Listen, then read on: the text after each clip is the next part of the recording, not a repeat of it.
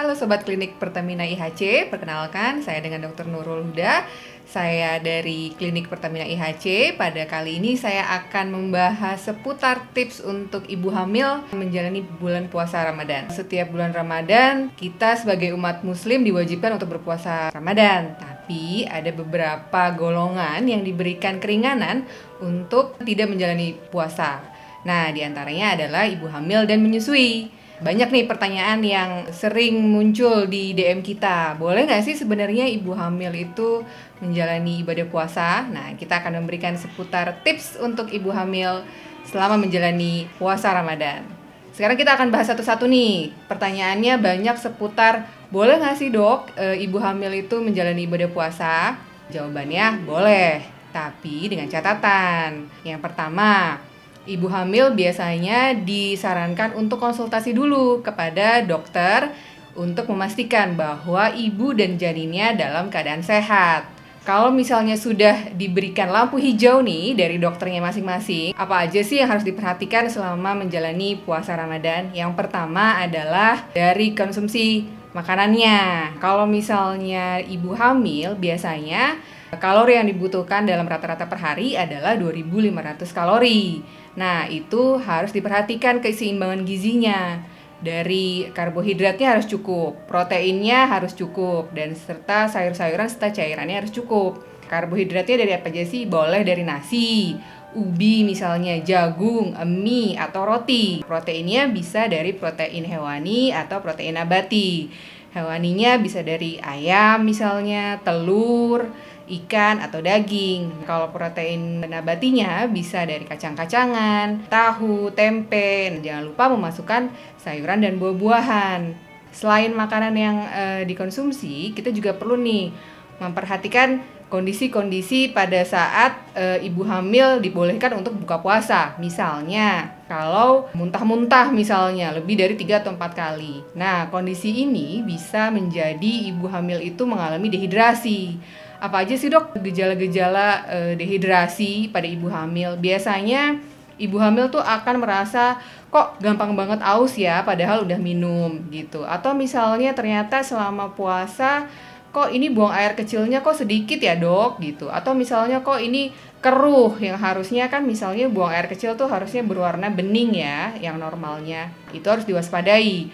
Jangan-jangan ibu hamil mengalami dehidrasi, ini nggak boleh dipaksain. Ada juga nih kondisi-kondisi di mana ibu hamil tidak boleh melakukan puasa. Yang pertama tadi, kalau misalnya dari awal sudah dehidrasi. Biasanya trimester pertama rentan sekali nih ibu hamil untuk dehidrasi. Karena biasanya di trimester pertama itu sering terjadi mual, muntah, nggak nafsu makan, kurang istirahat. Nah, itu boleh tidak dilakukan puasa pada ibu hamil. Atau misalnya pada ibu hamil yang mempunyai kondisi-kondisi tertentu.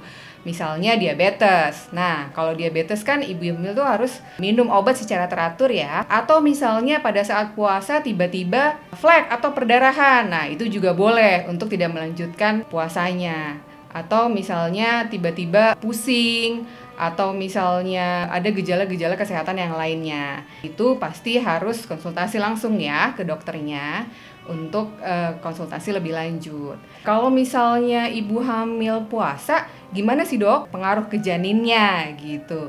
Nah, selama ini sih nggak ada ya penelitian yang menyatakan kalau misalnya ibu puasa janinnya bisa lebih buruk dibandingkan ibu hamil yang tidak menjalankan puasa gitu. Jadi asalkan kondisi janin dan ibunya sehat pada saat nanti melahirkan, insya Allah janinnya akan tetap sehat gitu. Terus sekarang akan ada dikasih tips-tips selama ibu hamil melakukan puasa. Apa aja sih tips-tipsnya? Tips ini tidak hanya berlaku pada ibu hamil, tapi juga berlaku pada ibu menyusui. Sehingga asupan gizi pada ibu menyusui dan bayi tetap terjaga selama bulan puasa Ramadan. Nah, untuk bayi, Klinik Pertamina IHC Bintaro yang alamatnya di sini nih, itu mempunyai layanan terbaru namanya Baby Spa. Layanan Baby Spa ini penting loh ibu-ibu untuk menstimulus perkembangan motorik bayi. Jadi, selama bulan puasa ini ibunya sehat, bayinya juga sehat. Untuk ibu-ibu yang masih banyak pertanyaan, yang pertanyaannya belum terjawab di podcast ini, ibu-ibu bisa langsung datang loh ke klinik Pertamina IHC terdekat dari rumah ibu-ibu. Jadi nanti kita bisa membantu ibu-ibu untuk menyambungkan ke dokter spesialis kandungan di Rumah Sakit IHC seluruh Indonesia melalui Polta rujukan IHC Telemed. Jadi ibu-ibu bisa langsung konsultasi sepuas-puasnya, bertanya sepuas-puasnya untuk membantu ibu-ibu selama masa kehamilan dan persalinan nanti. Dari sahur ya, dari pas makan sahur, utamakan itu makanannya yang tidak bersantan. Jadi misalnya sayur harus ada, buah atau karbohidrat kompleks. Nah, itu harus ada semua. Jadi kalau misalnya kondisi makanannya seimbang, insya Allah ibu hamil akan kuat untuk menjalani puasa. Pada saat puasa bagaimana? Disarankan untuk ibu hamil beristirahat, tidak banyak berolahraga atau melakukan aktivitas yang membakar kalori banyak, misalnya olahraga terlalu berat, atau misalnya pada saat ibu hamil berpuasa melakukan kegiatan misalnya bersih-bersih rumah terlalu capek atau segala macam, jangan, karena itu bisa membakar kalori dan bisa menyebabkan dehidrasi. Jadi sebisa mungkin beristirahat agar tetap kuat menjalani puasanya sampai nanti buka. Pada saat buka puasa nanti bagaimana dok gitu? Untuk buka puasa tetap makanannya harus diperhatikan. Kalau bisa dihindari untuk minuman-minuman dingin seperti es-es, itu jangan dulu.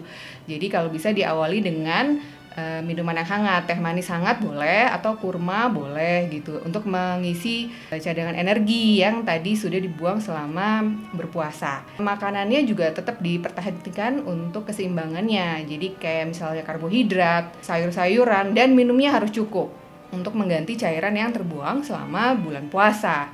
Mudah-mudahan semua ibu hamil selama menjalankan ibadah puasa selalu sehat. Assalamualaikum warahmatullahi wabarakatuh.